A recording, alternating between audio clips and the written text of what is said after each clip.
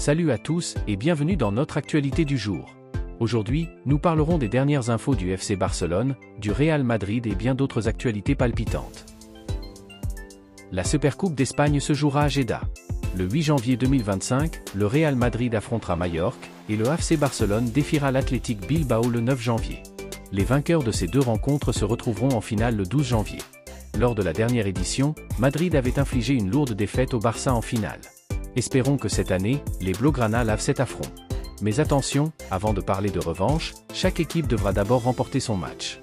Hier, Xavi a rencontré Hansi Flick à Barcelone. Selon les dernières informations, la prolongation de contrat de Fermin jusqu'en 2029 serait en bonne voie, avec une annonce officielle à venir. Par ailleurs, Ter Stegen, blessé au tendon d'Achille, sera absent plus de 10 mois. Cependant, il a déjà commencé son entraînement de récupération et pourrait revenir plus tôt que prévu, si tout se passe bien. Du côté des déclarations, Wojciech Szczesny s'est exprimé récemment. « Je me suis préparé ces 2 dernières semaines pour être prêt.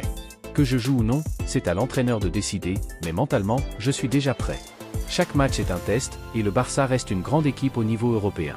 Pour moi, le plus grand joueur de l'histoire est Léo Messi, avec tout le respect que je dois à Cristiano. » Un autre fait marquant concerne Lamine Yamal.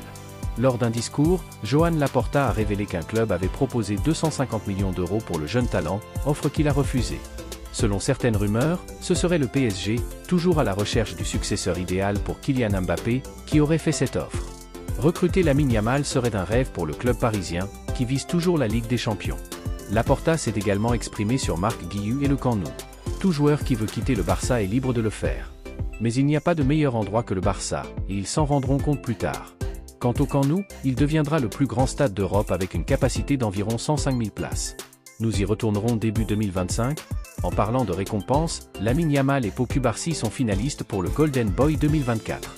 Mais tout n'est pas rose pour Barcelone, qui aurait été victime d'une escroquerie de 1 million d'euros lors du transfert de Robert Lewandowski. Du côté des transferts, Alphonso Davies pourrait rejoindre le Barça. Carlo Ancelotti a déclaré en conférence de presse qu'il ne demandait pas de renfort pour le moment, ce qui donne un avantage au club catalan dans ce dossier.